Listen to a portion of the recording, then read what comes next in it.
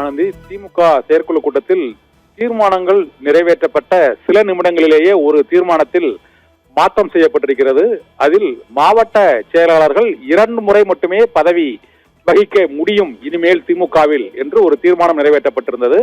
அந்த தீர்மானத்தில் 3 முறை திமுக மாவட்ட செயலாளர் பதவியை தொடர்ந்து வகிக்க இயலும் என்று திருத்தம் செய்யப்பட்டிருக்கிறது. முதலில் நிறைவேற்றப்பட்ட தீர்மானத்தில் 2 முறை மட்டுமே திமுகவில் ஒருவர் மாவட்ட செயலாளராக இருக்க முடியும், அவருக்கு வயது 70 வயது வரைதான் அவர் அந்த பதவியை வகிக்க முடியும் என்று தீர்மானம் நிறைவேற்றப்பட்டிருந்தது.